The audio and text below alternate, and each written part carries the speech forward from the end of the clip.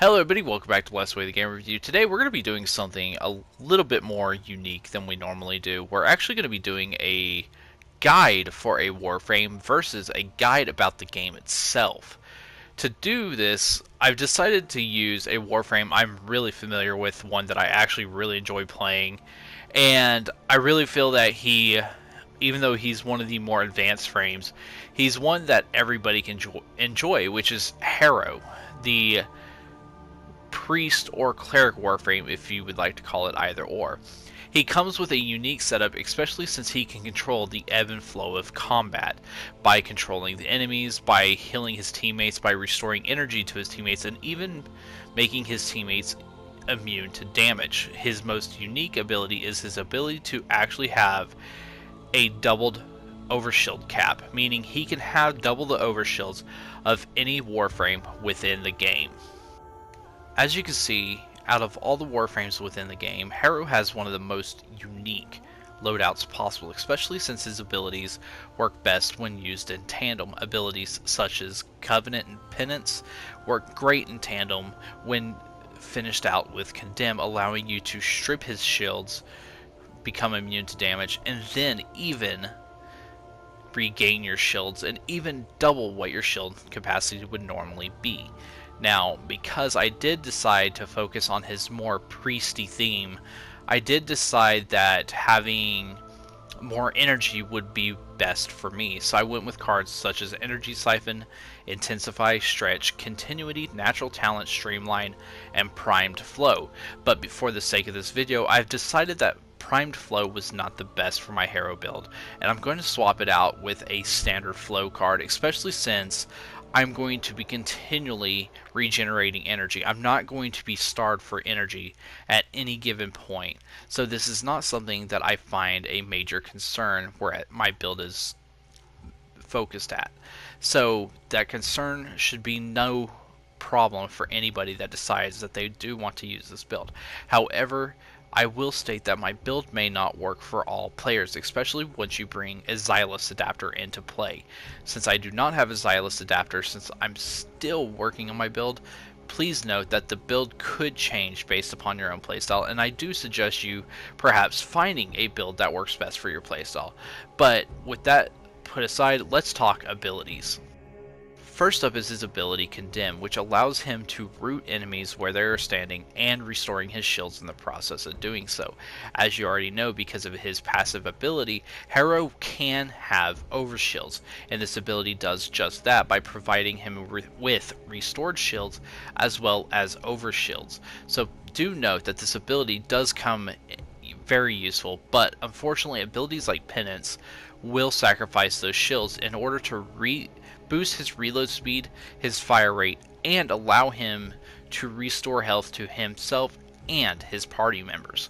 So this is best used in tandem by using Penance first and then using Condemn, as you will strip your shields completely. This means your overshields that you've already stocked up on will go away and you will not get them, and it is unfortunate since there are some of you who may want to be able to do that. As you can see here, I decided to go ahead and take a nifty amount of damage and go ahead and use Penance in order to restore a little bit of my health.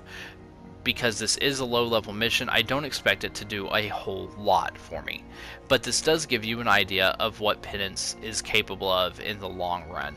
And when used with abilities such as Thermal, it is quite unique, especially since you are able to restore your energy.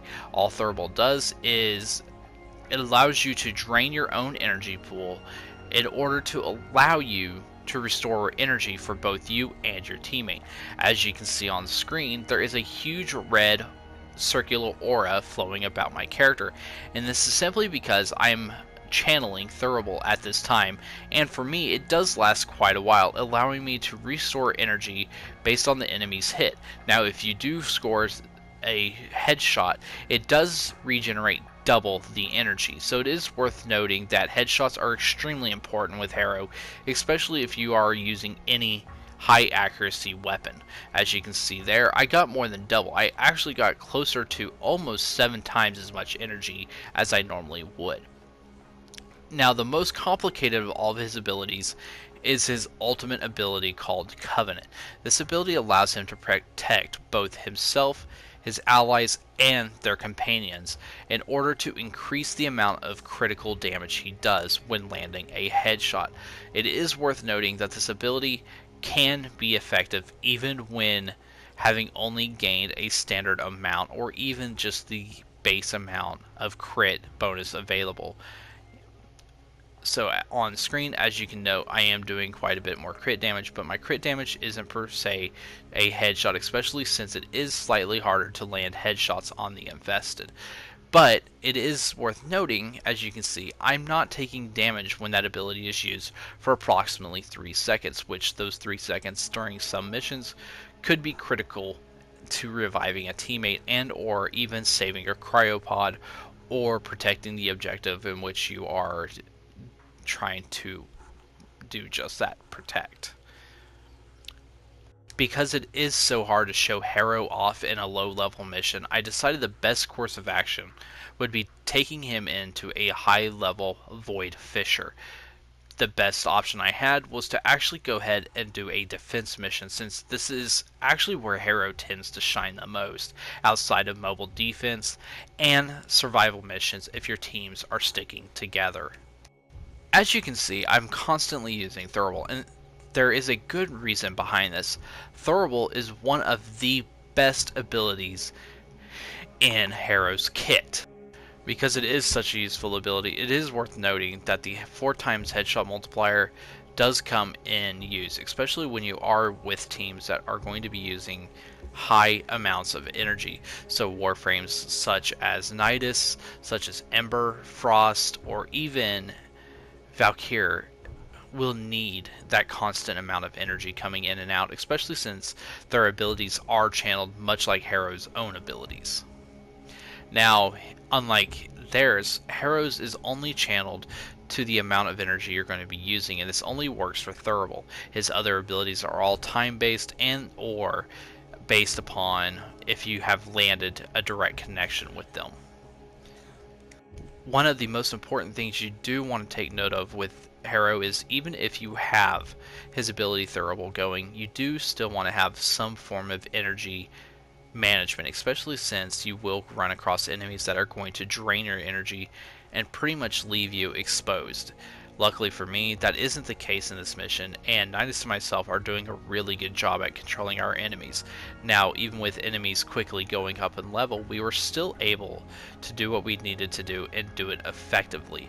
As you can tell, Thurible has played a huge role in this because it allowed Harrow to use his first ability, which is a conal direct damage, meaning he hits anything directly in front of him for high amounts of damage based on how many stacks of infection he actually has. But just like Harrow, Nidus does come with his own toolkit, and it is worth noting that their abilities do work quite well when working together and doing so efficiently. Luckily for me, this meant that I was able to crowd control using Condemn, and I was able to make it so that Nidus was able to use all of his abilities efficiently, and I was not taking away from him gaining any of his infection stacks that he needed for him to become more of a powerful Warframe. But because this is all the time that we have today, I do want to thank all of you for tuning in. I really do hope that these guys that we've been releasing recently have been helping you quite a bit. If you have any questions, please let us know down in the comments below. If you are curious about what our future content will be, we will be having some more tutorials regarding Warframe coming up. We will be visiting some of the older tutorials, especially since some of them are no longer effective since some of the game's mechanics have changed. Again, I'm your host here at Blast Away the Game Review, Dustin Murphy, and I do appreciate all of you tuning in. If you have not, please remember to hit the subscribe button down below so that you know whenever one of our brand new videos comes out. Again, thank you for tuning in, and we look forward to hearing from you.